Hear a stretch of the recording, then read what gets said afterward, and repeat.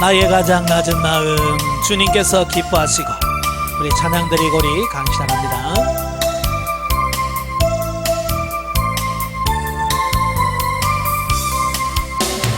나의 가장 낮은 마음 주님께서 기뻐하시고 작은 일에 큰 기쁨을 느끼게 하시는도다.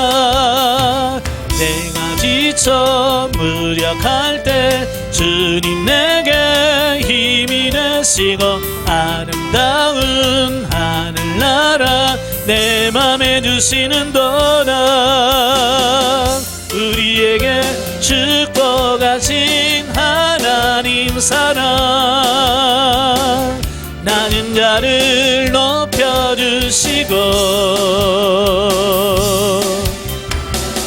아름다운 하늘나라 허락하시고 내 모든 것 예비하시네.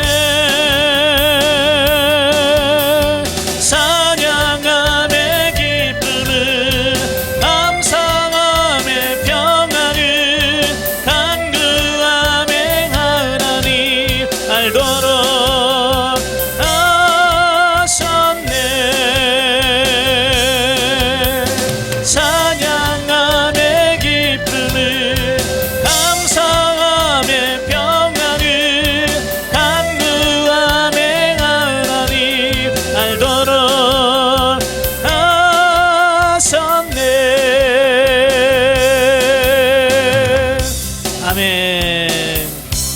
기도하겠습니다. 은혜로우신 아버지 감사합니다. 오늘도 우리를 사랑하셔서 귀한 훈련의 장소로 인도하시고 출애굽기의 말씀을 같이 상고할 수 있도록 은혜 주셔서 감사합니다. 오늘도 말씀을 할 때 그 말씀들이 살아있는 말씀이요 생명의 말씀이 될 수 있도록 성령님 도와주옵소서. 시정을 맡겨오며 예수님의 이름으로 감사하며 기도합나이다. 아멘. 예, 이 시간에 우리 출애굽기 16장 보도록 하지요. 예, 교재 211쪽입니다. 211쪽에 보시면 이제 만나의 시작과 관련된 규례가 나옵니다. 1절부터 20절에 가면 이제 만나와 메추라기를 주신 사건이 나오는데요. 자, 14장 15장에서 그 간간히 터져 나오던 이스라엘 백성들의 그 불평 소리가 본장에서 좀 더 심화되어지는 것을 발견하게 됩니다. 그러니까 출애굽에서 앞에는 홍해, 뒤에는 애국 군대가 오니까 이스라엘 백성들이 불평을 하기 시작하죠. 예, 애굽에 매장지가 없어서 여기다 묻으려고 우리를 데려왔느냐, 여기서 원망을 해요. 또 홍해 갈라주니까 너 너무 좋아가지고 뭐 춤추고 난리 나죠. 자, 그러다가 사흘 갔어요. 사흘길을 갔는데 거기서 물이 없고 마라의 쓴물을 나왔잖아요. 마라의 쓴물은 하나님께서 주신 게 아니거든요. 원래는 엘림이라고 하는 곳에 물샘 12 12지파를 상징하는 12물샘과 지도자를 상징하는 70그루의 종려나무가 쫙 있는 정말로 그 오아시스, 쉴 수 있는 곳. 자, 이런 곳을 하나님께서 예비해 놨는데 그들은 그걸 견디지 못해서 원망하고 불평한다 그 말이에요. 예. 그런데 그건 애교에 불과하다면 애교. 이제부터 이 16장으로 넘어가면서부터는 이제 그 불평의 강도가 점점점 세지는 것을 보게 돼요. 그러니까 살아있는 것은 어때요? 시간이 지나면 성장하죠. 예, 살아있는 것은 다 성장을 해요. 예, 물론 이제 우리도 육신적으로 보면 25살 넘어가면 이제 성장이 멈추고 이제 30대 넘어가면 40대 되면 이제 작아지죠. 자, 그런데도 영은 뭐요? 날로 새롭다 그랬잖아요. 어쨌든 살아있는 생명은 성장해 갑니다. 자라요. 근데요, 불평과 원망도 요것도요 점점점 커진다는 거예요. 이거 빨리빨리 내 안에 있는 것을 처리하지 않으면, 아시겠어요? 내 안에 작은 불만이 있을 때 그걸 빨리 아버지 십자가에서 처리시켜 주세요 하고 빨리빨리 버리지 않으면 얘가 자꾸 눈덩이 부르던 하시 이 안에서 불어나요. 커져요. 그래서 나중에는 내가 감당할 수 없을 만큼 커져. 그러니까 내 안에 조금만 걸리는 게 생기면 불평이 생긴다든지 짜증이 착 올라오려고 탁 하는 순간 아버지 십자가에서 처리시켜라고, 그 작은 걸 때는 금방 쉬워요. 근데 이게 커져버리면 내가 감당이 안 되는 거예요. 예, 이스라엘 백성들도 이제 이 불평 불만을 자꾸 키워갑니다. 예, 예, 여러분 그러면 안 됩니다. 예, 즉 이스라엘 백성들은 거듭되는 광야 여정에서 그들의 음식이 없음을 한탄하기에 이르렀다. 물론 우리 인간 중에서 기본 욕구가 있죠. 그 기본 욕구 중에서 제일 강한 게 뭐냐면 식욕이에요. 먹는 거예요. 예, 먹는 거에서 시험 들지. 예, 참 저는 먹는 거에 욕심 없는 분 진짜 부러워. 어떻게 저렇게 도를 넘으셨을까. 참 먹는 거 앞에 사람이 약해진단 말이에요. 이스라엘 백성도 마찬가지죠. 예, 사실 그 애굽에서 가지고 나온 양식이 다 떨어졌어요. 딱 한 달 됐는데 딱 떨어졌어요.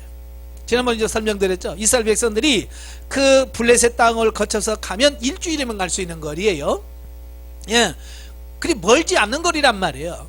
그러니까 이스라엘 백성들이 한 달치 준비했다는 것은 뭐예요? 한 달 안에 충분히 들어갈 수 있을 거다. 그래서 예비 식량까지 다 준비해서 간 거예요. 그런데 하나님께서 그들이 원했던 그 길로 아니로 아예 홍해길로 돌아갔어요. 그래서 뭐 홍해 건너면서 또 광야에서 시간을 보내면서 한 달이라는 시간이 지난 거예요. 그러니까 그 애굽에서 가져고 왔던 식량이 다 떨어진 거예요. 걱정하겠어 안 하겠어요? 자, 여러분 집에 갔는데 돈 떨어졌어요. 쌀 떨어졌어요. 뭐 그러면 여러분 걱정돼야 안 돼요?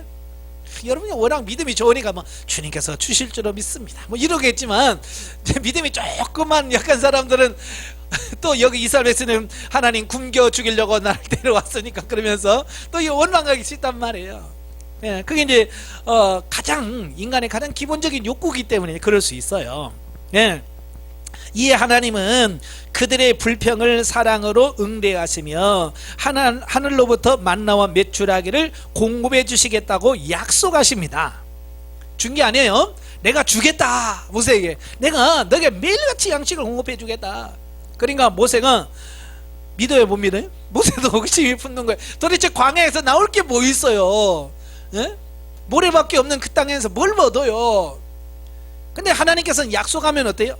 하나님은 약속하면 반드시 응답하시는 하나님이시잖아요. 그러니까 하나님이 약속하셨어요. 그 응답하신단 말이에요. 예. 그러니까 반대로 하나님이 약속 안 하면 안 주셔요. 그러니까 믿음이라고 하는 게 뭐냐면 하나님이 약속하신 것을 붙드는 게 믿음이고, 하나님이 약속을 안 했는데 내가 믿습니다 하는 것은 신념이고, 이게 약속의 차이예요. 그러니까 아무리 내가 신념으로 할렐루야 믿습니다 하고 덤벼도 하나님 약속 안 했으니까 하나님께 책임 안 지시는 거예요. 예? 왜? 내가 약속 안 했잖아. 그래 하나님이 약속한 거 지킨다 그 말이에요. 예, 그래서 곧바로 그 약속하신 바를 이루어 주시죠. 그래서 자고 일어나니까 그냥 땅바닥에 뭐가 쫙 깔려 있는 거예요. 그러니까 이스라엘 백성 처음 보는 거잖아요. 지금까지 그런 걸 본 적이 없어요. 그러니까 막 서로 야 이거 뭐야? 이거 뭐냐? 이게 뭐냐? 그게 뭐야? 만나. 그리고 도대체 이게 뭐지? 그래서 이게 뭐냐? 그게 이제 만나라는 뜻이에요. 그러니까 사실은 그들이 출처를 알 수 없고 이게 뭔지를 모르는데 하나님께서 주신 양식이라고 말이에요. 그래서 만나를 주시죠. 예. 이러한 배려로서 하나님은 그들에게 죽음의 땅 광야에서 생명을 보존하는 유일한 길이 당신을 의지하고 따르는 것임을 조용히 가르치셨다. 그러니까 지금 여기서 가르쳐 주는 게 뭐냐면, 야 먹을 거 그게 중요한 게 아니야. 하나님이 중요해. 그러니까 하나님만 붙들면 하나님 안에 뭐가 있어요? 양식이 들어있는 거예요. 그러니까 하나님을 붙들면 양식이 있는 거예요. 근데 사람들은 하나님을 안 붙들고 자꾸 뭐만 보냐면 양식만 붙드는 거예요. 그러니까 이 실망하는 거예요. 있으면 기쁘고 없으면 불만하고. 여러분 하나님만 붙들면 하나님 안에 다 있는데 뭘 걱정이세요? 그게 뭐가 중요한지를 정확하게 인식하는지를 알아야 된다 그 말이에요. 실로 하나님은 오늘도 광야 같은 이 세상을 살아가는 우리들에게 보이지 않는 손길로 일용할 양식을 공급하시어 우리를 생존케 하신다. 예. 여러분은 내가 돈 벌어서 열심히 뭐 그 돈을 사는 것 같지만 아니에요. 하나님께서 다 공급해 주시는 거예요. 여러분이 아무리 일하고 싶어도요, 하나님께서 여러분 건강 안 주셔봐요, 어디 가서 10원 하나 못 겁니다. 예, 어디 가서 10원 하나 못 벌어요. 하나님께서 재능 주셨고 건강 주셨고 직장 주셨기 때문에 그만큼 된 거예요. 그러니까 우리가 감사하셔야 돼요. 한편 만나는 계시의 성취적 측면에서 인류의 생명을 위해 하늘로부터 친히 이 땅에 내려오신 예수 그리스도, 그러니까 생명의 떡이신 예수 그리스도를 예표해 줍니다. 예, 광야에서 뭘로 살았어요? 예수 그리스도 살았다. 오늘 우리가 뭘로 살아요? 예, 예수 그리스도 산다. 이걸 보여주는 거예요. 아시겠죠?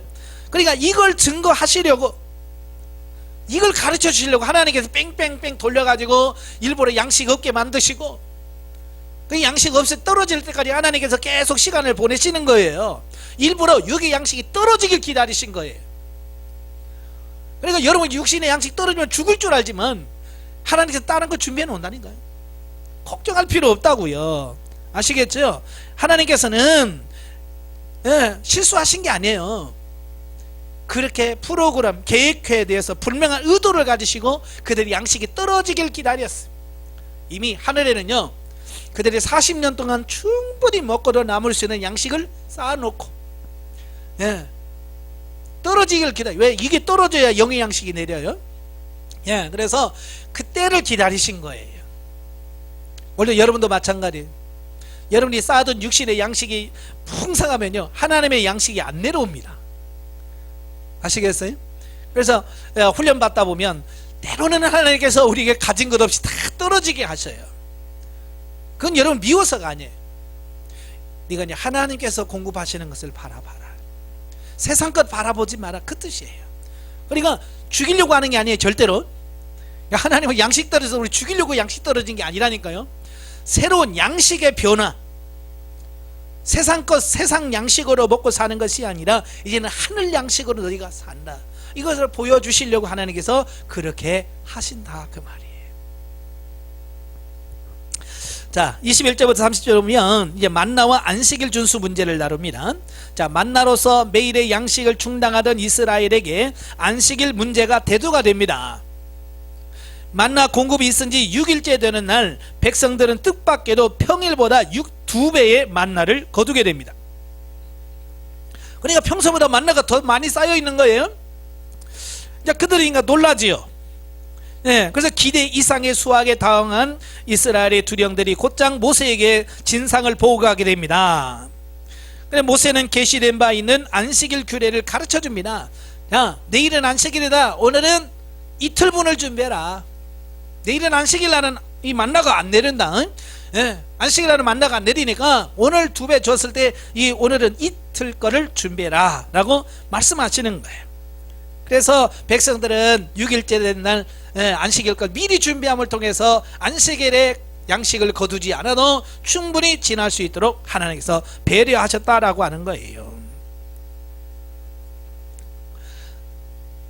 이런 안식일 규례를 통해서 하나님은 먹고 마시는 일로 인해 하나님 경외하는 일을 경솔히해서는 안 된다는 사실과 안식일과 같은 거룩한 규범들을 준수하는 자에게는 넘치는 은혜로 축복해 주실 것을 분명히 가르쳐 주셨다라고 하는 것을 보게 되어집니다.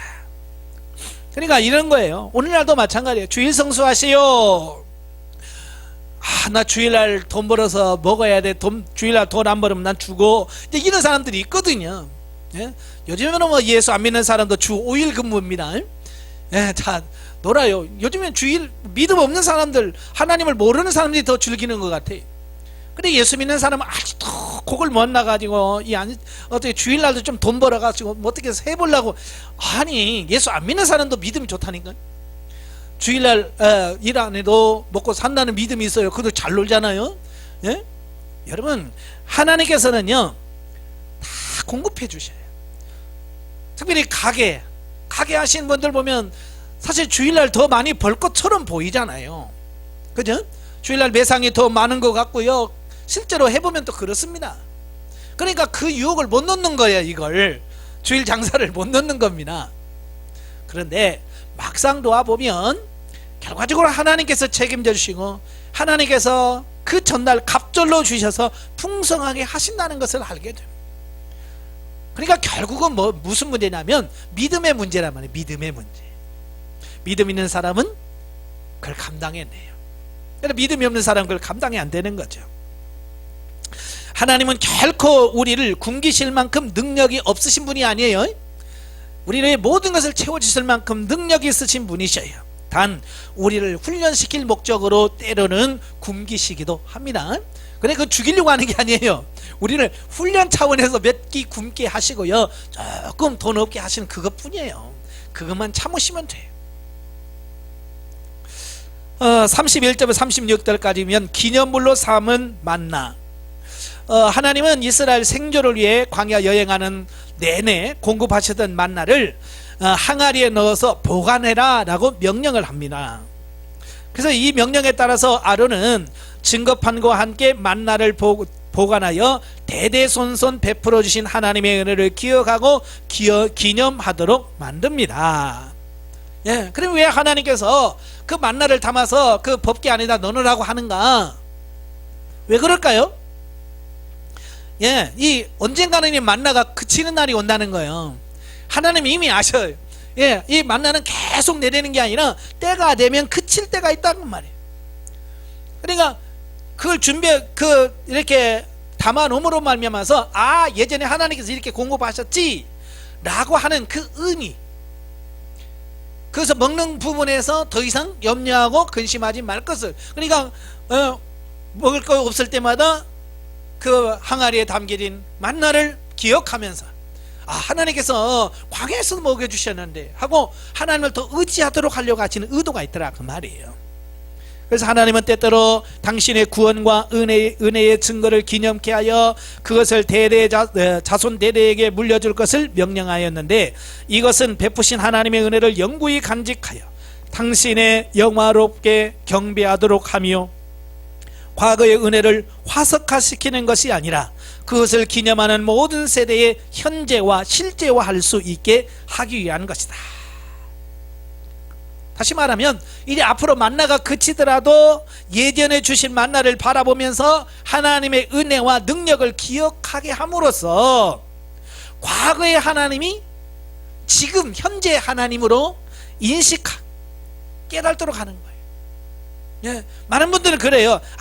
예전에는 말이지, 옛날에는 내가 신앙생활을 자꾸 옛날 얘기를 자꾸 하셔요. 그건 옛날일 뿐이에요. 그 하나님은 그러면 옛날에 그렇게 은혜 주셨던 하나님 어디 가셨나요? 돌아가셨어요? 아니잖아. 그 하나님 지금도 살아 계시잖아요. 그러니까 화석하라고 하는 말은 예전에 하나님이 그냥 그대로 고쳐가야 돼 있는 거예요. 그래서 말끝말은 내가 20년 전에, 내가 10년 전에, 그 지금 뭐 하냐고. 지금 20년 전에 하나님을 만났으면 지금도 하나님 만나야 될 거고, 20년 전에 역사하셨으면 지금도 역사해야 되는, 그 얘기를 하고 있는 거예요. 그게 현재화 시키는 거예요. 예. 그리고 이걸 객관화, 타자적인 하나님이 주관적, 개인적인 하나님으로 받는 거예요. 그래서 하나님이 나의 하나님이 되셔야 돼요. 예. 아시겠죠? 성경 읽으면서 아브라함의 하나님은 참 능력이 많으셔, 모세의 하나님은 건세가 많으셔, 근데 내 하나님은 왜 이렇게 가난하시고 힘은, 그게 아니라고 말이에요. 뭐 아브라함의 하나님 따르고 모세 하나님 따르고 뭐 제가 섬기는 하나님이 따르고 뭐 그렇습니까? 하나님 뭐 수천 개입니까? 아니잖아요. 단 한 분이에요. 그 하나님이 그 하나님이 내 하나님이. 무슨 차이냐? 내 믿음의 차이예요. 그죠? 내 믿음이 크면 아브라함과 모세의 하나님이 내 하나님이 되는 거고, 믿음 없으면 이스라엘처럼 원망하고 불평하는 그 하나님이 돼. 그래서 우리도 같이 원망하게 되고 불평할 수밖에 없는 이 부분이 되는 거예요. 믿음이 커야죠. 영적에 봅니다. 이스라엘의 광야 생활 40년 동안 끊임없이 공급되어진 만나는 생명의 떡이신 그리스도를 예표한다. 하나님께서는 당신 백성들에게 각기 그날 필요한 양만큼만 양식을 취할 것을 명하시는데, 이는 말씀에 순종하고 하나님께 온전히 의지할 것을 요구하시는다는 것을 나타냅니다. 그러니까 많이 거두지 말라는 거야. 매일매일 그날 하나님께 주신다. 이건 믿음이고 신뢰예요. 예. 저도 보면 그래. 하나님께서요 그냥 쌓아놓고 뭘 하도록 하지 않으셔요. 그냥. 그래서 제가 그러잖아요. 저는 계산을 안 한다고. 계산하면 항상 마이너스예요. 계산을 하면 마이너스예요. 근데 살면 그냥 감사하고 살면 남아. 이게 은혜예요. 아시겠어요? 그러니까 이스라엘 백성들이 계산할 거 없어. 그냥 오늘 거둘 것만 다 한 호멜씩만. 우리 식구 몇 명이야? 5명, 5호멜만 거두면 돼. 예? 10명이면 10호멜만 거두면 되는 거고, 뭐 내일 걱정할 거 없어요. 그래서 하나님께서 뭐예요? 매일매일 그날을 하나님 의지하고 살 것을 가르쳐 주려고 하는 거예요. 욕심이나 의심은 모두 육신적인 것으로 하나님의 일을 방해할 수밖에 없는 것이다. 영성훈련에서는 전적인 의탁이 필수이다. 모든 것을 하나님께 맡겨드려야 한다. 아멘. 그래서 우리의 의식주 문제, 요즘 사람은 정말 노후 문제가 큰 또 문제더라고요. 예. 걱정하지 마세요. 하나님 악물며 죽게 하실 거예요. 예. 여러분 편안히 백수하실 거니까 노후 걱정하지 마시고, 예? 그날 하나님 의지하고 하나님과 동행하는 일에 힘쓰시는 여러분 되시기를 바래요. 예. 17장으로 가지요. 르비딤 사건. 자, 1절부터 7절에 보면 르비딤의 반석의 물. 자, 마라에 있었던 갈증으로 인한 불평의 기억이 사라지기도 전에 이스라엘은 또다시 갈증을 못 이겨서 불평의 목소리로 물을 요구하게 됩니다. 자, 이 르비딤이라고 하는 지역은 원래 물이 많은 지역이에요. 오아시스가 풍성해. 물이 많아. 광야의 오아시스. 그래서 많은 여행객들이 그 르비딤에서 쉬었다 가고 물도 충분히 채워서 갈 수 있는 곳이에요. 그런데 희한한 것은 평소에 물이 많았었는데 이스라엘 백성들이 딱 가니까 물이 떨어진 거예요. 그러면 하나님께서 계산을 잘못해 가지고 그때 인도하셨을까요? 아니잖아요. 하나님은요, 딱 그들이 갈 때 물이 없게 딱 만드셔 버렸어요. 이걸 아셔야 돼요. 가끔 보면 그래요. 뭐 예수 안 믿는 친구들하고 얘기하면 그러잖아요. 자기는 뭐 아파트 가격 떨어질 때 사가지고 파니까 막 몇 배로 뛰었니, 막 몇 억 거든니 막 그러잖아요. 그러면서 그들이 뭐라 그래요? 너도 해봐 그러죠. 하면 어떻게 될까요? 예, 여러분은 하면 망합니다. 왜냐면 그들이 사는 방법하고 우리하고 사는 방법이 틀려요. 방식이 틀리다니까. 그러니까 예수 안 믿는 사람 친구 따라가서 하면 우린 거지돼요. 딱 하면 딱 사면 떨어지게 돼 있다니까. 그러니까 내가 사기 전까지는 가격이 올라. 근데 내가 딱 타는 순간에 떨어져. 왜 그럴까요? 하나님 우리를 훈련시키려고 하시는 거예요. 그러니까 이스라엘 백성들이 내 물이 있었어요. 그러니까 이스라엘 백성 도착하기 전에 지나가서 다 물 먹고 막 물도 뭐 다 먹고 그랬어요. 근데 하필이면 이스라엘 백성이 딱 가는 날 물이 떨어진단 말이에요. 이건 하나님의 역사란 말이에요. 그러니까 뭔가를 이스라엘 백성들에게 깨닫도록 하시려고 그렇게 하신 거예요. 예. 예전에 훈련 받을 때 저희 같이 훈련 받았던 강도사님이신데 그분이 간증하면서 그러잖아요. 자기는 이사를 가면 아파트가 올른대, 가격이. 그러니까 이런 거예요. 아파트를 팔고 이사를 가잖아요. 네, 기다리다가 언제 올라오나 도대체 못 견디겠다. 그래서 아파트를 딱 팔고 이사를 가면 이 아파트 팔고 간 아파트가 억씩 올라. 그러니까 목동에 막 아파트가 막 붐이 일어나서 목동에 아파트를 샀대. 근데 계속 이게 내려가는 거예요, 이게. 아니, 올라가지 않고 자꾸 내려가는 거예요. 그래서 너무 그렇다서 빨리 팔고 저 김포로 이사를 갔어요. 김포 이제 막 붐이 일어나가지고 비싸게 주고 샀어요. 비싸게 주고 들어가서 샀는데 2년 3년 전에 이 아파트가 자꾸 또 떨어지는 거예요. 그러니까 이분이 그걸 또 팔고 저 동두천으로 이사를 갔어요. 가자마자 1억 뛰었어요. 그래서 그분이 제가 그랬어요. 아이고 강도사님, 다음부터는요, 예? 그걸 다른 사람한테 내가 이거 팔고 여길 가면 이 가격이 올라가니까 사라. 그럴 때 반반씩 나누자.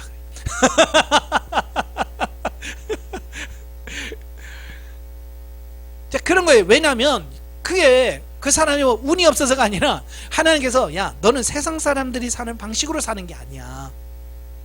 하나님께 주신 은혜로 사는 거야. 그걸 가르쳐 주시려고 그렇게 하시는 거예요. 예. 그러니까 방식 따라가면 안 됩니다. 절대로 남 따라가면 안 돼요. 철저하게 하나님 어떻게 하기를 원하십니까? 자, 이번에도 하나님은 자, 그들을 책망이나 저주하기보다는 길이 참으시고 그들의 요구를 반석의 생수로 채워 주셨습니다. 원망하고 불평하지요. 근데 하나님은요, 아무 말도 안 해요. 책망도 안 해요. 왜 그럴까요? 왜 책망도 안 할까요? 아직 어리니까. 아직 이 이스라엘 백성들은요, 아직 애기 수준이에요. 그러니까 하나님도 아시는 거예요. 그냥 아이고 알았어. 여러분도 그러잖아요. 애기 너무 애기 어리면, 애기가 뭐 예배 시간에 똥 싸도 어떻게 해요? 이놈 새끼 예배 시간도 몰라보고 똥 싸. 그럼 막 한 살 먹은 애를 막 때립니까? 아니에요. 그냥 조용히 나가서 기저귀 갈아주고 그럽니다. 왜? 걔는 못 알아먹어. 그냥 이제 말귀 알아들으시는 4살 5살 됐는데 예배 시간에 기저귀 똥 싸면 이거 혼나잖아요. 어? 그러니까 성장을 해야 돼. 그러니까 아직 어리니까 그냥 그렇게 불평 원망해도 하나님께서는 아무 말 안 하시고, 모세야, 네, 너 가서 반석을 쳐라. 예, 반석을 치면 거기서 생수가 나올 거라 가르쳐 주시는 거예요. 자, 그래서 모세가 반석을 쳤어요. 그러니까 반석에서 막 생수가 확 나와, 막 흘러 넘쳐서 그 많은 사람 다 먹고 살 수 있도록 풍성하게 물을 내셨어요. 자, 이제 여기서 중요한 것이 뭐냐면, 예, 여기서 이제 생수, 이 반석이 누구냐라고 하는 거예요. 왜 굳이 하나님께서는, 여러분 바위에서 물 나오는 거 보셨어요? 물론 가끔 산세 가면 막 바위 틈에서 물이 쫄쫄쫄 흘러나오고 막 이런 건 보셨죠. 근데 보통 보면 반석에서 물이 안 나옵니다. 예. 그런데 하나님께서는 정말 물이 나올 것 같지 않은 그곳에서 물이 나오게 하신 거예요. 자, 여기서 반석이 누구냐? 여기 보죠. 한편 사도 바울은 본 사건을 신약의 맥락에서 해결하여 르비딤의 반석을 생수의 근원 대신 누구? 그렇죠, 예수님을 의미하고, 그 반석에서 나온 물은 신령한 음료 성령님을 의미한다 라고 말씀했어요. 예. 그러니까 하나님께서는 이미 구약시대부터 이스라엘 백성들로 하여금 너희를 구원할 자는 예수 그리스도요, 너희의 목마름을 해결할 분은 성령님이나, 이걸 가르쳐 주시려고 일부러 하나님께서 능력이 없어서가 아니라 일부러 물이 없게, 세상에 물이 마르게 하시는 거예요. 세상에 주는 물. 그래서 요한복음 4장에 보면 그 사마리아 여인에게 그러잖아. 이 물을 먹는 자는 다시 목마르지만 내가 주는 물을 먹는 자는 영원히 목마르지 않는다. 그러니까 그 물을 내게 주세요 그러잖아. 그래서 수가성 여인은 예수님 말하는 그 물이 무슨 물인지 이해를 못하는, 그냥 떠먹는 물인 줄 아는 거예요. 그러나 예수님께서 말씀하신 그 물은 성령님을 의미하는 거예요. 성령님으로만 우리 영적인 기가를 해결할 수 있다라고 하는 것을 가르쳐 주시려고 하나님께서 일부러 그 광야에 물이 마르게 하시고, 반석을 힘들게 뭐로 반석을 또 쳐서 갈라서 물 나오게 하시고, 왜 그렇게 힘들게 하시냐? 우리에게 전하려는 메시지가 있기 때문에 그렇다, 그 말이에요. 예, 아시겠죠? 예, 광야에서 누가 물을 주겠어요? 하나님 외에는 누가 물을 주겠어요? 예? 여러분, 광야 같은 세상에 살면서 이스라엘 백성처럼 목말라 할 때에 딴 데 가서 헤매지 마시고 생수가 되시는, 반석이 되신 예수 그리스도 성령님께 나아가시기를 바랍니다. 예. 자, 그 다음에 이제 8절부터 16절까지 보면 아말렉과의 최초의 전투 사건이 나옵니다. 자, 르비딤의 그 반석 생수 사건 이후에 흩어진 전열을 가다듬고 이스라엘 앞에 출애굽 이후 최초의 대대적인 아말렉이 등장하게 됩니다. 예. 그러니까 산 넘어 산이라는 말이죠. 이게 문제 하나 해결되면 끝났나, 근데 또 문제가 와요. 예, 아마 여러분도 계속 그럴 거예요. 왜냐하면 그게 하나님의 훈련 방식이에요. 그래서 여러분도 하나 훈련해서 끝나고 아이고 그러면 또 와요. 처음에는 죽겠죠. 그게 좀 편안한 삶을 꿈꾸는데 계속 문제가 다가오니까, 여러분 그것은 나를 통해서 변화시키려고 하는 하나님의 의도, 그걸 기억하셔야 돼. 그래서 훈련 받는 것에 기쁨을 느껴야 돼. 이게 훈련 받을 때 기쁜 마음으로 훈련을 받으시길 바래요. 예, 저는요 이게 훈련 받는 이 재미가 쏠쏠해요. 예? 저도 이제 군대 갔을 때 참 그 같은 군대 갔는데도 불구하고 훈련 받는 걸 싫어하는 애들이 있어요. 어떻게든지 빠지려고요. 뺀질. 특히 이제 서울 출신들이 많이 그래요. 그래서 서울 출신을 담아내기라고 그래요. 양파라고 그래요. 예? 왜냐, 이건 깔수록 반질반질 끓는다. 이건 하나 100개 넣으면 더 뺀질뺀질하고, 밖에는 뺀질뺀질이라서 서울 사람들 담아내기라고 이렇게 별칭을 하는데, 참 그 훈련을 안 나가려고 그래요. 난 훈련 나가면 재밌던데. 예.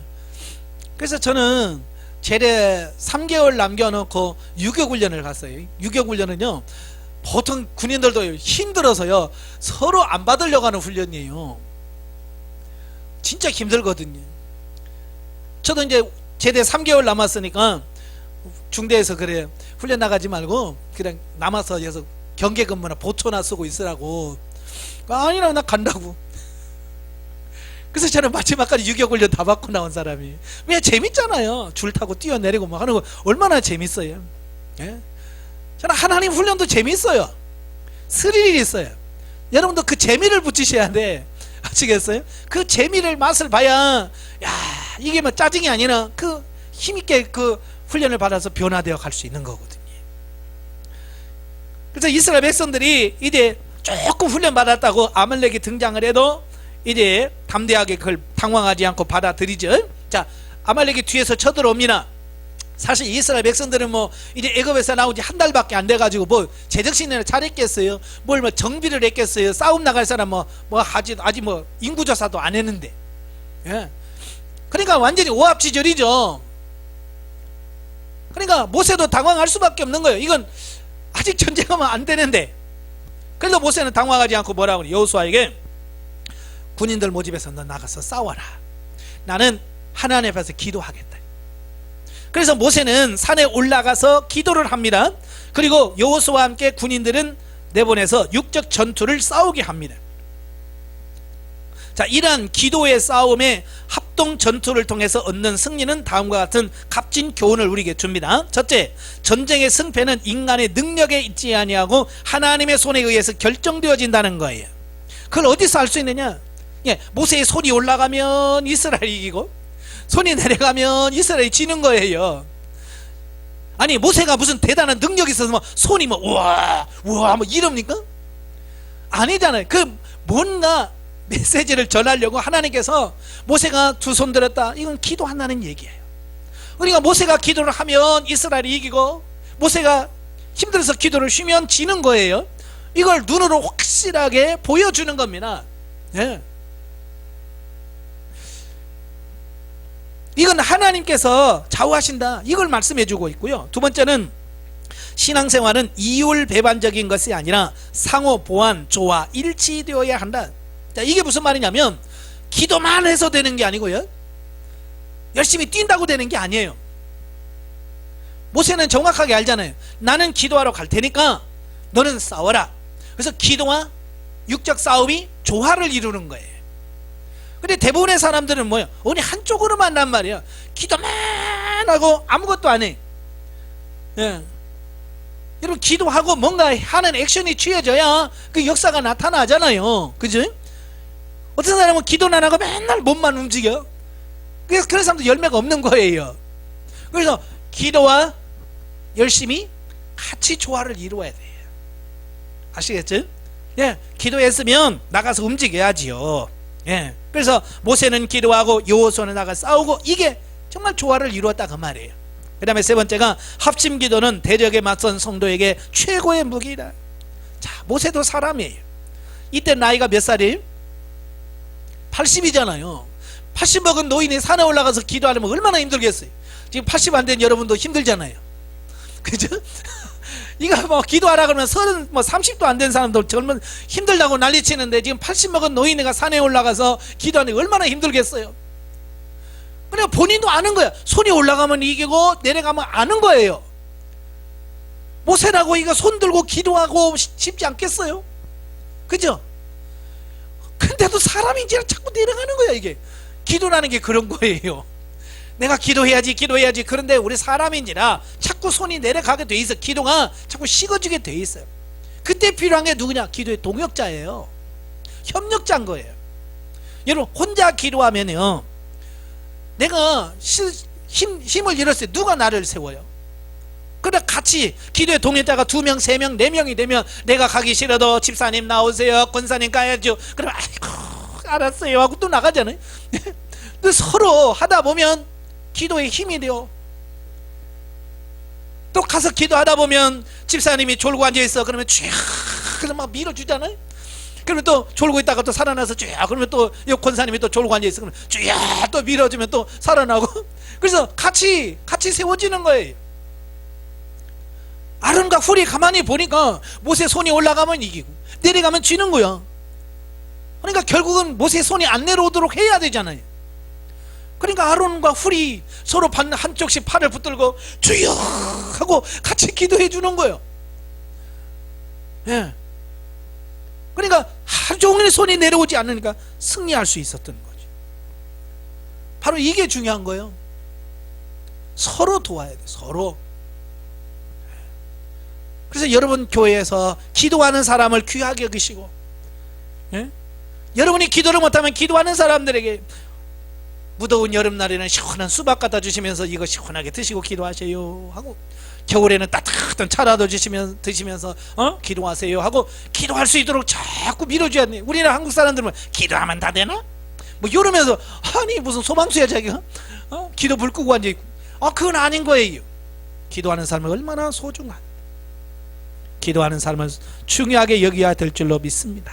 그리고 기도하는 사람들이 실족하지 않도록 여러분 한쪽 팔을 붙들고 계속 기도해 줄 수 있는 삶이 되셔야 돼요. 자, 영적인 의미라 본문에 나오는 만석은 예수 그리스도시고 물은 그리스도로부터 나오는 생수를 말하는데, 그것은 요한복음 7장 37절 39절에서 생수를 마셔야 한다는 의미로 말씀하고 있습니다. 이스라엘 백성들이 신령한 떡과 신령한 음료를 마셔야만 살 수 있었던 것을 영적 의미로 볼 수 있다. 성도의 양식이 되는 것은 복음의 교훈을 듣고 성령을 따라 사는 것, 하나님의 뜻대로 행하는 것임을 말씀해 준다. 다시 말하면 육신의 양식과 영의 양식이 분명히 다릅니다. 18장은 이드로 모세의 방문입니다. 1절부터 12절에 보면 장인 이드로가 모세를 방문합니다. 모세가 출애굽 직후 자신의 장인인 그 이드로와 재회를 하게 되죠. 자, 이때 이드로는 출애굽을 승리로 이끈 모세에게 축하도 하고, 또 자기 자신에게 맡겼던 모세의 처자를 그들에게 돌려줄 목적으로 방문을 합니다. 그때 모세는 장인의 방문을 받고 그에게 출애굽을 승리로 이끈 하나님의 놀라운 권능을 진언합니다. 지금 간증을 하는 거예요. 지금 저는요 이걸 읽으면서 눈에 선해요. 막 신나가지고 우리 하나님이 말이지 막 나이가 피로 변하시게 하시고 막 이거 하는데 얼마나 신났겠어요. 그죠? 왜? 자기가 직접 경험한 거잖아요. 체험한 거잖아요. 여러분도 마찬가지. 내가 경험하고 체험한 것은 막 확신 있게 말할 수 있잖아요. 예. 그래서 이런 경험을 해야 돼요. 경험을 해야 전해드릴 수 있는 거예요. 그러니까 모세가 막 신나가지고 그 말씀을 다 들으니까 이드로 입에서 뭐라고 그래요? 여호와께 대한 참신앙을 고백하는 신앙적 개가를 얻게 됩니다. 예. 이드로는요 하나님을 이미 알고 있는 사람이에요. 근데 온전히 하나님만 아는 그런 신앙이 아니고, 이들은 이제 주로 범신론이에요. 범신론이라는 것은 시인이 많아요. 예, 여러 잡신들이 다 많아. 그 중에 여호와도 뭐요? 그냥 여러 신 중에 하나예요, 그냥. 그러니까 이러죠. 부처도 섬기고 마리아도 섬기고 예수도 섬기고 뭐 이런 거 있잖아요. 그런 신앙이에요. 하나님에 대해서는 알아. 그러면 유일신, 유대인들이 섬기는 오직 하나님만 아니에요. 그런데 모세의 그 말을 듣고 나서야 내가 이제 알았다. 이스라엘의 하나님 여호와가 진짜 참신인 것을, 그걸 알게 했다. 그렇게 한 게 뭐예요? 모세가 경험한 것을 저는 증언하고 증거하니까 그게 되는 거예요. 여러분도 마찬가지잖아요. 세상의 친구들, 예수 안 믿는 친구들 뭐로 증거하겠어요? 바로 여러분이 만난 예수, 여러분이 경험한 하나님, 내가 만난 경험, 그걸 얘기해야지. 그럴 때 살아계신 하나님이 그에게 전달이 돼. 그래, 나도 예수 믿게, 이렇게 되잖아요. 그래서 구체적으로 여러분도 경험하고 체험하고 복을 전달할 수 있는 이런 삶이 되어야 될 줄로 믿습니다. 여러분도 그런 삶이 되셔야 돼요. 아시겠죠?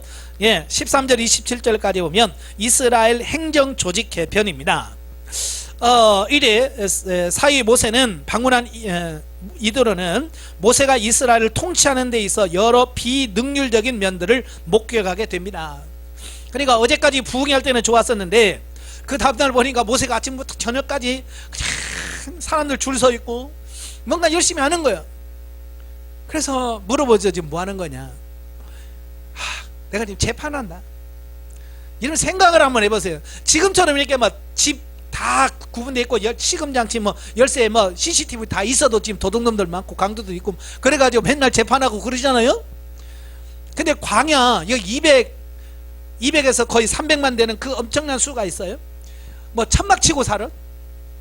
근데 천막에 사람만 삽니까? 이거 소도 있지, 염소도 있지, 양도 있지. 얘네들은 뭐 우리 집인지 니네 집인지 알아요, 몰라요? 잘 모르잖아요. 자고래 나면 이놈이 막 담 뛰어넘어가지고 막 어느 집에 들어가서 다 깽판 넣고 그릇 다 깨고 그랬으면 얼마나, 그러면 이게 분쟁이 많겠어요. 그러니까 진짜 바람 잘 날이 없는 거죠. 그러니까 막 줄 서가지고 시시비를 가려면 얼마나 힘들겠어요. 혼자서 타니. 그러니까 그 모습을 보고 이드로가 그러죠. 네가 하는 것은 비능률적이다. 너도 지치고 백성도 지칠 거다. 그래서 내가 경험한 것을 내가 얘기할 테니까 이걸 하나님의 배에 재갈을 넣고 하나님이 허락하시면 그렇게 해라, 그럽니다. 자, 그래서 그 이드로의 그 권면을 받아들여요. 수용을 합니다. 자, 그래서 천부장, 백부장, 십부장, 50부장, 이걸 세우는 겁니다. 그래서 행정체계를 잘 세우는 겁니다. 자, 여기서 이제 중요한 게 뭐냐면 모세의 장점이 뭐냐?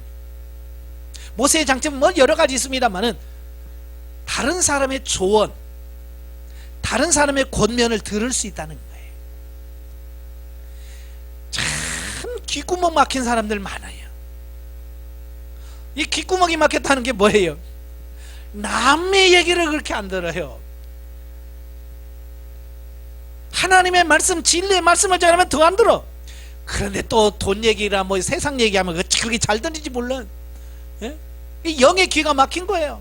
에스겔서를 읽다 보니까 하나님께서 그들의 말, 눈이 있어도 볼 수 있는 눈이 없고 들을 귀가 있어도 듣지를 못한다는 거예요. 이게 문제예요. 여러분, 볼 수 있는 눈이 열리셔야 돼요. 들을 수 있는 귀가 열려지셔야 돼요. 그래야 정말 진리와 생명으로 살 수 있습니다. 모세는 자기가 지금 이스라엘 최고 통치자네, 지도자잖아요. 아무리 장인이라도 자기보다 나이도 말씀 많고 늙었잖아요. 장인이니까 더 늙었겠죠. 쉽게 말하면 아이고 늙으니까 뭐 안다고 이렇게 하면서 무시할 수도 있잖아요. 그런데도 모세는 그 말을 잘 귀담아야 되는 거예요. 여러분도 좀 신앙생활 하면서, 특별히 영성훈련 하면서 좀 주변에서 하시는 말씀을 좀 잘 좀 들으세요. 특별히 강의 시간에도 그 말씀을 기억하면서 저 말씀이 내게 주시는 말씀이구나. 아멘. 주님, 나도 귀를 열어주세요 하고 정말로 그렇게 기도하시면서 그걸 하나하나 옮길 때에, 실행할 때 그게 실제가 되어지는 이 부분을 볼 수 있습니다. 귀도요, 하나님이 열어주셔요. 제가 서울에서 영성훈련 받을 때에 뭐 사람들은 많고, 그러니까요, 여러 이제 강사님들이 있는데 그 강사 중에서 무슨 목사님이시라고, 이분은 이제 언어 장애를 갖고 계셔요. 그러니까 쉽게 말하면 이 아래턱이 이 앞으로 나왔어요. 주걱턱인데 너무 나왔어요. 나와도 조금 나온 게 아니라 너무 나왔어요. 그러니까 발음이 안 돼, 발음. 그러니까 설교를 하면 반은 좀 알아듣겠는데 반은 무슨 말인지 못 알아먹겠. 그러니까 여기저기서 불만이죠. 저 같은 경우도 그 훈련에 지금 2시간 걸려서 가잖아요. 예? 전철 타고 2시간 걸려서 가고 2시간 걸려서 오는 그 거리를 은혜 받고 하려고 갔는데 말귀를 말을 잘 못하시는 강사님을 세워놨으니 열받겠지요. 저도 열받아요.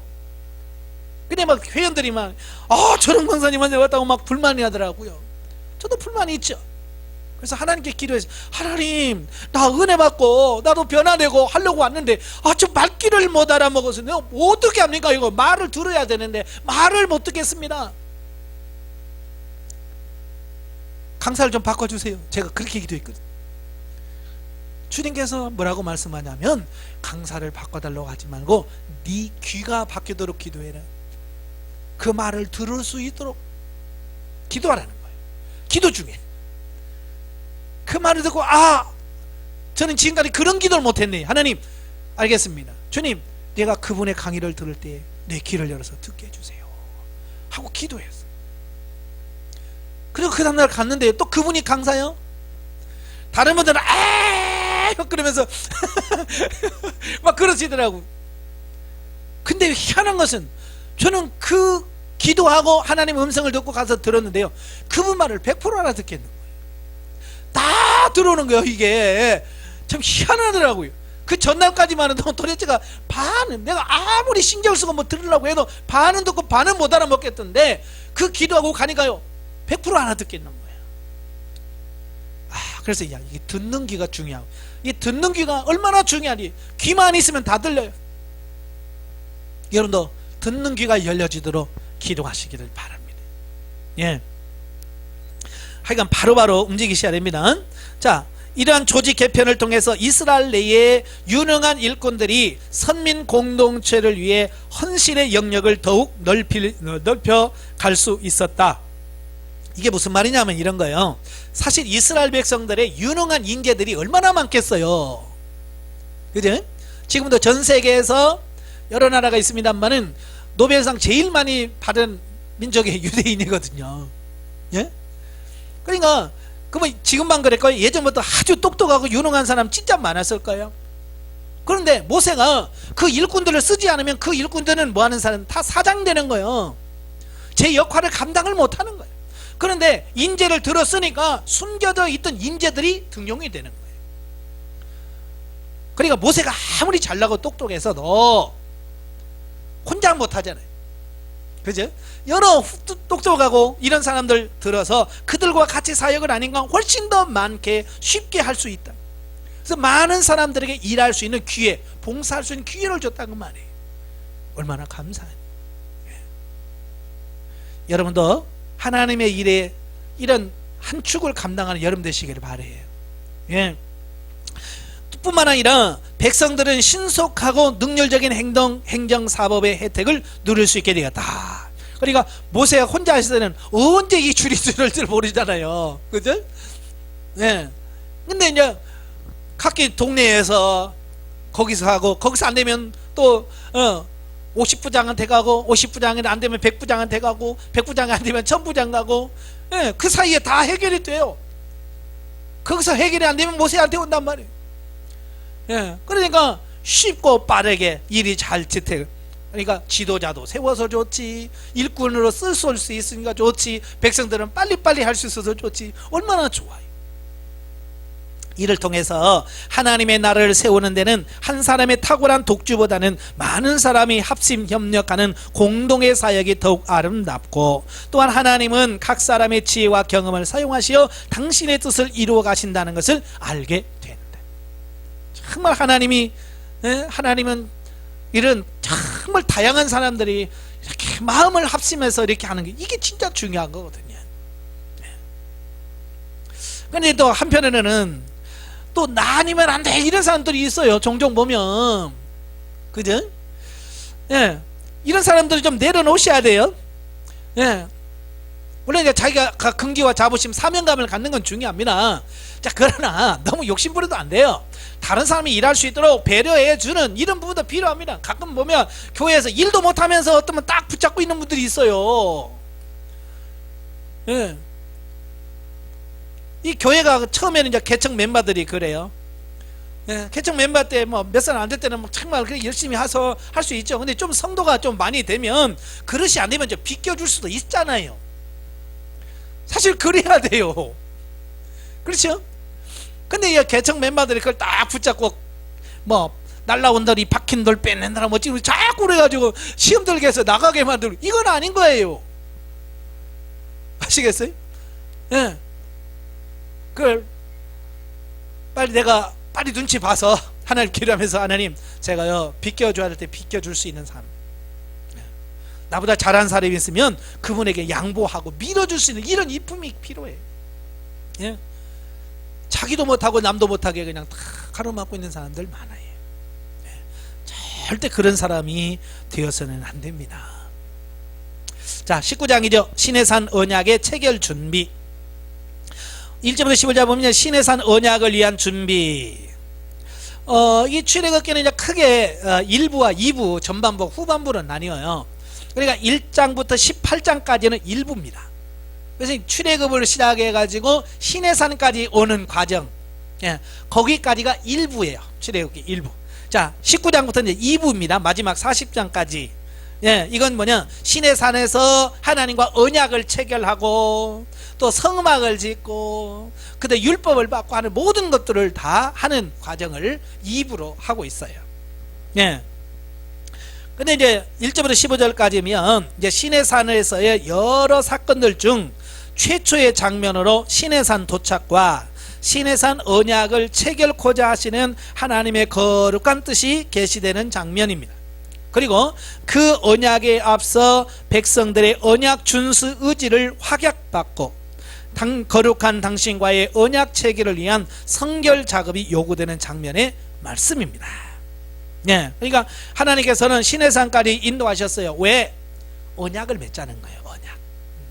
너와 내가 언약을 맺자. 어떤 언약입니까? 나는 너희의 하나님이 되고 너희는 내 백성이 되는 것. 이게 하나님과 이스라엘 백성들의 언약입니다. 그 언약을 체결하자고 하는 거예요. 실로 하나님은 출애굽 시에도 그러했듯이 선한 공로나 탁월한 영적 고결성 등을 전혀 지니지 못한 이스라엘 무리들을 거룩한 선민으로 삼으시기에 당신과의 언약을 체결하시려고 했던 것이다. 예, 이걸 보면 하나님은 정말 사람을 보실 때 외모를 보지 아니하신다. 어딜 보셔요? 중심을 보시느니라 그랬잖아요. 하나님은 외적인 어떤 것을 보지 않으셔. 만약에 외적인 것을 보면 하나님도 그래요. 신명기에 보면 나 이스라엘 안 서겠다. 뭐 숫자를 많기를 하냐, 니네가 말을 잘 듣기나 하냐, 예? 목이 곧고, 예? 이런 사람들이 내가 너를 왜 택하겠냐. 단지 첫째는 내가 너희를 사랑하고, 둘째는 내가 너희 열조와 언약을 세웠기 때문에 너희를 계속 언약을 하는 거지 너희들이 잘나서가 아니라 그 말이에요.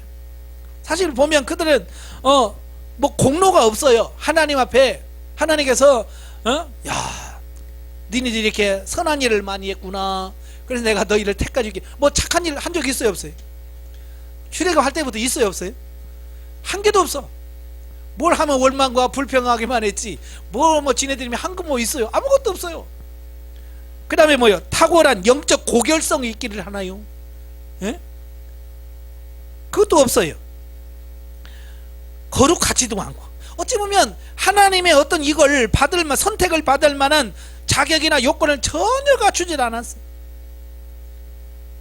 근데 하나님께서 그들을 사랑하기 때문에, 또 그의 조상 아브라함과 내 후손과 내가 이렇게 언약을 맺고 구해주겠다라고 언약을 했잖아요. 창세기 15장에 하나님이 횃불 언약을 통해서 아브라함과 언약을 했잖아요.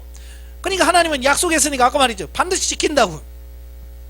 그러니까 그 약속을 지키시는 하나님이시기 때문에 그럴 수밖에 없어요. 네.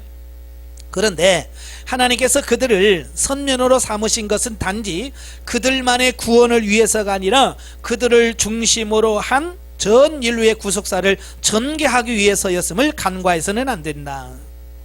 자, 이게 무슨 말이냐면 이런 거예요. 하나님은 단지 이스라엘 백성만 구원하려고 언약을 세운 게 아니에요. 대표예요, 대표.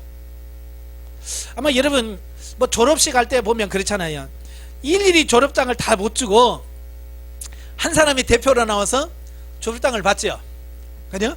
대표로 받으면 그 사람 받으면 나중에 다 나눠갔잖아요. 예, 바로 이제 그런 거예요. 이스라엘 백성들은 뭐냐? 전 세계 모든 인류의 대표예요. 그래서 하나님이 내가 너희를 선택했다 이 말은 뭐냐면 전 세계 모든 백성을 내가 선택했다 그 얘기와 같은 거예요. 그리고 내가 너희를 구원하겠다라고 하는 말은 결국 모든 인류를 구원하겠다 그 얘기예요.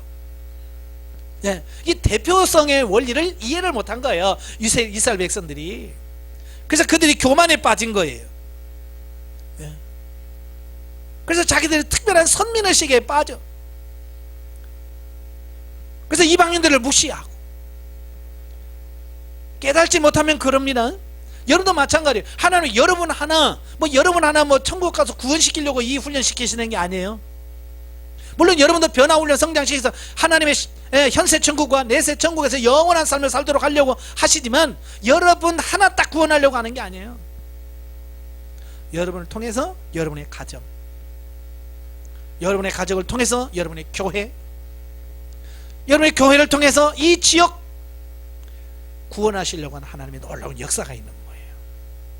그러니까 우리가 늘 기도하면서 하나님, 내가 이 훈련을 통해서 하나님께서 원하시는 게 뭡니까?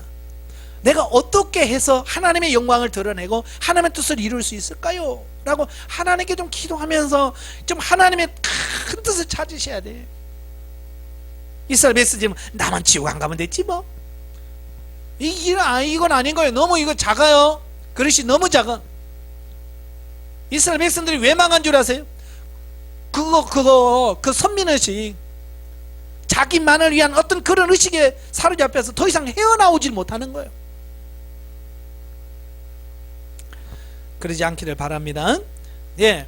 자, 그런데 하나님께서 이들을 선민으로 삼으신 것은 단지 그들만의 구원을 위해서가 아니라 그들을 중심으로 한 전 인류의 구속사를 전개하기 위해서 그렇게 하셨다는 거예요. 이 같은 분명한 인식이 제사장 나라가 된 자들에게 있을 때 그들을 자고하지 않고 겸손한 자세로 본연의 사명을 수행할 수 있게 된다. 그래서 예수님, 하나님이 그러잖아요. 내가 너희를 제사장 나라로 삼으겠다. 제사장 나라는 뭐야? 모든 인류를 구원하고 그들을 위해서 중보하고 회개하고 그들의 영혼을 살리는 나라, 이게 제사장 나라 아니에요? 여러분도 마찬가지예요. 하나님 여러분 제사장 삼으셨어요. 왜요? 예, 여러분이 제사를 통해서, 신령한 제사를 통해서 여러분은 가족, 믿지 않는 가족을 구원하고, 예? 직장에서 영혼들을 구원하고, 그러려고 여러분 제사장 삼으신 거예요. 예? 만인 제사장이니까 막 교만해가지고 내가 제사장이래 막 그래가지고 뭐 그럴 필요가 없어요. 왜 하나님이 나를 제사장 삼으셨는지를 아셔야 해요. 아까도 말했지만 이 제사장 나라의 개념이 없으니까 잘 되면 교만합니다. 마치 자기가 잘됐어. 아니 제사장 일 하라고 복 주신 거예요. 아시겠어요? 예, 제사장 사명 감당하라고 복 주고 잘 나가게 만든 거예요. 근데 그거 없으니까 잘 나가면 교만하고 안 나가면 또 원망하고 불평하고. 참, 그러니까 이거 하나님도 참 골치 아프실 거예요. 이거 잘 되면 교만해서 난리지. 그다가 조금 훈련시키는, 야, 좀 훈련 좀 하자. 그래서 고난 들어가면 또 죽겠다고 난리지. 정말 어디다가 장단을 맞춰야 돼요, 어디다. 예? 이스라엘 백성들이 그게 없으니까 선민의식에 사로잡혀서 교만했고요. 이방인들을 뭐라고 해요? 짐승 취급합니다. 뭐 개나 이런 걸로 뭐 비유합니다. 이러면 안 됩니다. 자, 16절 25절까지 오면 신의 산에 강림하신 하나님. 이제 하나님께서 이제 언약을 체결하시려고 이래 신의 산에 직접 내려오십니다. 예. 신의 산 언약 체결에 앞서 백성들의 전체적인 성결을 명하셨던 하나님은 예, 성결을 하시려고 합니다. 그래서 두 가지를 말씀하시죠. 첫째는 뭐냐, 옷을 빨게 해라. 그래서 옷을 빨게 해라. 그래서 하나님을 만나게 돼 이스라엘 백성들이 다 옷을 빨아요. 자, 옷을 빤다는 말은 무슨 의미겠어요? 자, 옷은 그 사람의 행동, 삶을 의미합니다. 그래서 계시록에 보면 두루마리를 빠는 자는 복이 있다. 이건 뭐예요? 자기 행실 더러운 부분을 회개하고 철저하게 자신을 거룩하게 하는 과정, 성화의 과정을 말합니다. 예, 그러니까 옷을 빨았다, 의복을 빨았다라고 하는 말은 철저하게 자기 자신의 삶, 행동을 회개하고 돌이켰다, 이 말입니다. 철저하게 회개했다는 얘기예요, 그 말이. 그러니까 너 하나님 만나려고 회개라. 그래서 이스라엘 백성들이 옷을 빨며 다 회개를 했어요. 그러면 여자를 가까이 하지 마라. 그래서 사흘 동안을 충분히 하게 하시고 직접 하나님께서 만나 주셨습니다. 예, 막 산에 빽빽한 구름으로 막 나팔 소리가 빡 울리는 가운데 하나님께서 친히 백성들에게 나타나셔서 말씀하십니다. 그리고 오직 모세의 접근만을 허락하심으로써 그를 유일한 중보자로 삼으시고 타인은 시내산 접근을 언금하셨습니다. 예, 그러니까 모세만 내게 와라. 그리고 아무도 시내산 여기에 가까이 오지 마라 그랬어요. 왜 가까이 오지 말라고 그랬을까요? 이건 호기심으로 하나님 알려고 하지 마라 그 말이에요. 예. 신앙은 호기심이 아니에요. 삶의 인격입니다. 예. 어떤가 보자 이건 아니에요. 영성도 마찬가지예요. 삶의 인격입니다. 예. 어떻게 되나 보자, 한번 받아보자, 뭐 이런 게 아니에요. 실제로 변화가 나타나야 되는 거예요. 이 같은 하나님의 영화로운 강림과 권위에 찬 명령은 그 율법을 제시하신 하나님의 초월한 품격과 앞으로 이루어질 율법의 절대 권위를 시사해 주며 더불어 모세의 신적 권위를 명확히 부여해 주시기도 한다. 그러니까 다 있는데 다 오지 말고 모세만 와. 그래서 모세만 구름 안에 탁 들어가서 특별하게 만나. 이건 뭡니까? 하나님께서 특별하게 모세에게 특별한 권위를 부여해 주었다, 그 얘기를 하고. 그러니까 모세가 한 말은 무슨 말이에요? 하나님께서 주신 말씀이네. 그걸 말씀하려고 하는 거예요. 그러니까 모세가 한 말은 다 들어라. 모든 백성들이 보는 앞에서 하나님께서 친히 그 모든 권위를 이스라엘 백성들 앞에서 모세에게 다 덧입혀 주신 거예요. 예. 영적에 보면 자, 하나님께서 아브라함의 후손 이스라엘 백성을 애굽에서 이끌어내어 가나안으로 부르신 것은 선택된 하나님의 백성을 구원하시기 위해서 세상의 고난을 위해 부르신 것을 보여주는 것이다. 예, 바로 이것을 예표요 그림자로 하나의 모델 샘플로 하나님께서 그렇게 하셨다 그 말이에요. 이스라엘 백성들의 광야의 삶은 세상과 하나님 사이에서 갈등하는 성도의 영적 상태를 보여준다. 예. 그러니까 지금 광야에 있는 이스라엘 백성들은 지금 우리가 영성훈련 하면서 지금 육으로 사나 영으로 살아야 되나라고 갈등하는 우리의 영적인 그 현주소를 예표해주고 있고 보여주고 있는 거예요. 그러니까 지금 광야 단계에 있는 분들은 출애굽기와 민수기를 잘 읽어보셔야 돼요. 예. 그래서 이들이 광야에서 이렇게 실수했구나, 이것 때문에 무너졌구나, 나도 이러면 실패할 수 있구나, 그래서 깨달아서 조심해야 돼요.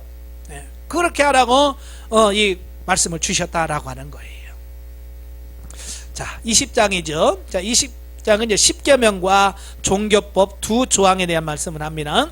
자, 1절부터 17절까지는 이제 십계명을 주셔요. 자, 이스라엘과의 언약 체결을 위해 영화로운 시내산 강림을 하셨던 하나님은 이제 이스라엘이 선민으로서의 삶을 사는 데에 있어 가장 핵심되는 법이라고 하는 십계명을 제정하십니다. 예. 자, 우리나라도 1945년 8월 15일 일제로부터 독립했죠. 독립해서 제1공화국이 세워지면서 제일 먼저 만든 게 뭐냐면 헌법입니다. 헌법을 만들어서 헌법을 공개합니다. 우리 헌법 제1조가 뭡니까? 대한민국은 민주공화국이라. 네. 이걸 헌법 1조에 들어가 있어요. 네. 자, 그래서 제일 중요한 가장 기본적인 법, 이걸 헌법이라고 해서 딱 정해져 있어요. 네. 그래서 이 헌법은 대한민국 국민이라면 기본적으로 알아야 되고 기본적으로 지켜야 될 부분이에요. 마찬가지로 하나님은 이스라엘을 출애굽시켜서 시내산으로 인도했지요. 인도하시고 나서 언약을 체결했어요. 19장에서 나는 너희의 하나님이 되고 너희는 내 백성이 되며 너희는 제사장 나라가 되라. 그래서 하나님과 이스라엘 백성들 간에 서로 언약을 맺었어요. 이제 언약을 맺었으면 이제 하나님은 왕이시고 우리 그 백성이란 말이에요. 그러면 이제 하나님의 나라가 형성이 됐어요. 그럼 나라가 형성이 됐으면 뭘 공포해야 돼요? 이제 법을 선포해야 되는 거예요. 법 없는 나라가 어디 있어요? 그죠? 이제 하나님의 나라가 됐으니까 하나님께서 이제 헌법을 선포하는 거예요. 헌법을 헌포하는, 너희가 내 백성이 됐으면 이제 기본적인 법 이걸 지켜라. 그래서 그 법을 제정하신 분이 누구예요? 하나님이죠. 왜냐하면 우리나라는 대통령이 이제 법을 공포를 합니다.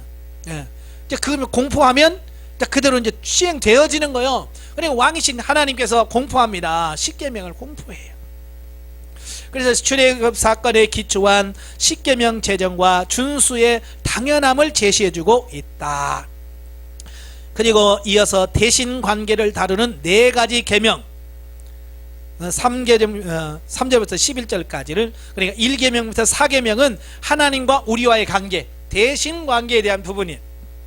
근데 어떤 신학자는 5계명 내 부모를 경외하라, 공경하라, 이것도 대신 계명에 들어간다 라고 이렇게 주장하시는 분도 있어요. 네. 근데 이제 보통 보면 1계명부터 4계명을 대신 계명으로 하고 5계명부터 마지막 10계명은 이제 대인 관계를 다룬 계명으로 이렇게 우리가 구분할 수 있습니다. 자, 이 10가지 계명들은 이제 뒤에 연결된 70여 항목으로 구성된 언약서의 기본 골격으로 이스라엘 자손들의 생활 전반에 걸친 행동 규범의 대강이라고 할 수 있다. 자, 이게 무슨 말이냐면요, 이 십계명은 가장 기본적인 골격을 이루고 있고요, 그 골격에서 파생되어지는 많은 법들이 있어요. 그러니까 우리나라에도 헌법이 있고, 헌법에서 민법, 형법, 상법, 그다음에 이런 종교법, 행정법, 이런 게 많이 이렇게 나눠져 있어요. 네. 마찬가지로 십계명이 있어요. 이건 기본적인 법이고, 거기서 이제 파생되어지는 형법, 민법들이 쭉 갈라집니다. 70여 가지로 나누어져요. 참 이게 아주 구체적이에요. 하나님의 법은 그냥 대충 얼렁뚱땅 그냥 알아서 섬겨, 이게 아니에요. 하나님은 철저하게 하나님의 백성이라면 이렇게 살아야 된다고 기본적인 법을 우리에게 말씀해 주셨어요.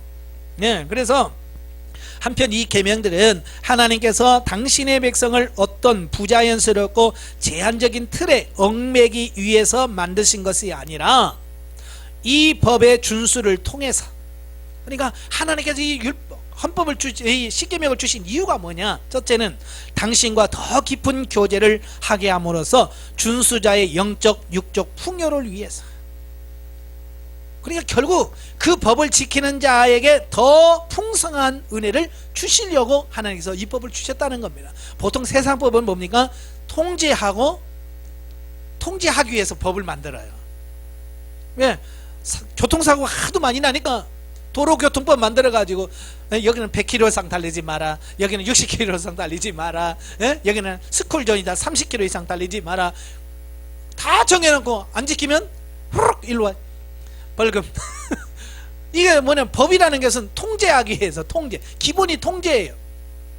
물론 이제 그걸 통해서 다른 사람의 생명을 지키는 이런 부분도 있지만 기본적으로 통제. 근데 하나님은요, 그 통제가 아니에요. 우리가 영적으로 육적으로 풍요를 누리도록 하려고 주신 거고, 둘째로는 선민으로서 세속에 물들지 않고 경건을 지속토록 하기 위해서다. 쉽게 말하면 죄짓지 않도록 하려고 하는 거예요. 세 번째로 죄로 인해 하나님과 인간과 인간 사이에 상존하는 불화와 부조화를 극복하고 항상 평화하도록 하기 위해 제정하신 것이다. 이 계명은 훗날 예수 그리스도 안에서 사랑의 2대 강령으로 승화 발전하게 된. 그러니까 구약에는 아주 법이 복잡해요. 그런데 예수님은 물론 이제 마태복음 5장, 6장, 7장이 산상수훈이죠. 산상수훈은 뭐냐? 하나님을 섬기는 하나님의 백성들이 기본적으로 하나님의 백성이 지켜야 될 법이에요. 예. 근데 하나님 예수님께서는 너무 이걸 또 요약을 확 했어요. 그래서 마태복음 22장에 보면 첫째는 하나님을 사랑하고 둘째는 내 이웃을 내 몸같이 사랑해라. 이 둘로 확 줄여놨어요. 10계명을 2계명으로 줄여놨다니까요. 그런데도 이걸 못 지켜요. 예? 자, 18절부터 26절까지 보면 이제 본문에서는 이제 10계명의 적용적인 운용을 다룬 70여 항목의 언약서를 말합니다.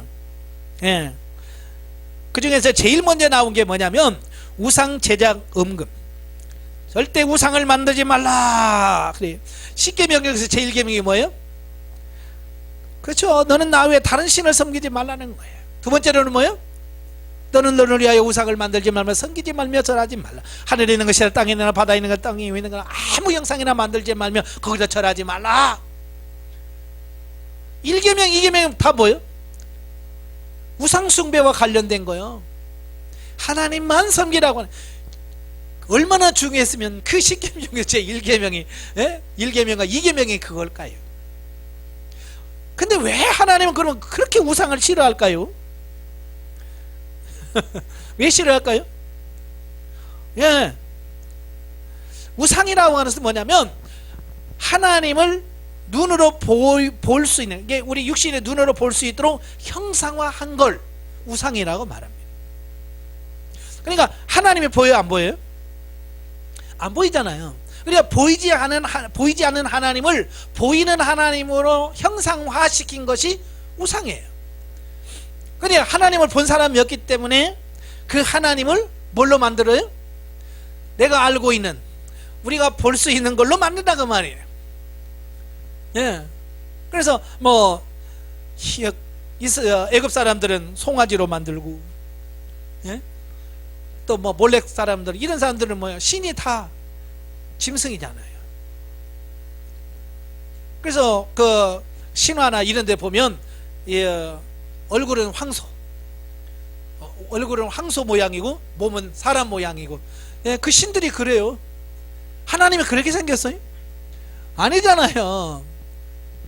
그러니까 로마서 1장 23절에서 사도 바울이 그런 얘기를 해요.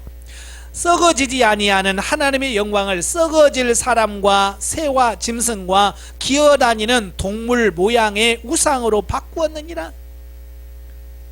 하나님을 겨우 사람이나 동물이나 짐승이나 새 모양으로 바꿔놨다는 거야.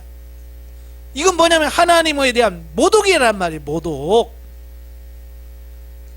만약에 여러분 내가 권사님 그려드릴게 해놓고 강아지를 그려놓고 돼지 그려놓고 코를 딱 그려놓고 이게 권사님이에요 그러면 여러분 뭐라고 할까요? 은혜 많았습니다 뭐 이럴 사람이 물론 뭐 농담으로 그렇게 뭐 상처 안 받을 수 있습니다만 기분 나쁘잖아요. 아니 내가 왜 돼지야, 뭐 내가 뭘 봐서 돼지라고 그래, 화나잖아요. 근데 하나님을 돼지를 만들어 놓고 이게 하나님이야 그러면 하나님 뭐라고 하겠어요? 내가 왜 돼지냐 이놈아. 이건 하나님의 인격 모독하는 거예요. 예? 권사님을 돼지 그려 놓고 이게 권사님이요 그러면 이게 권사님이란 인격 모독인 거예요. 이건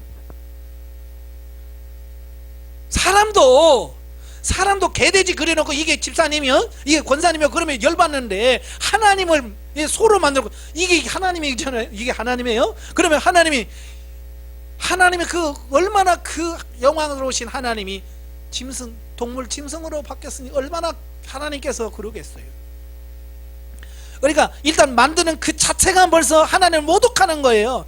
지극히 악한 거예요. 그래서 하나님께서 뭐라고 해요? 어떤 영상이든지 만들지 마라. 어떤 영상이든지 만들지 마라. 예. 그래서 우리는 형상을 만들면 안 돼요. 만드는 그 순간 벌써 하나님의 말씀에서 벗어난 거예요. 그래서 하나님이 제일 싫어하는 게 이 우상입니다. 예. 왜냐하면 다른 죄는 살인죄라고 해도 하나님과 나 그냥 개인적인 그 죄잖아요. 그죠?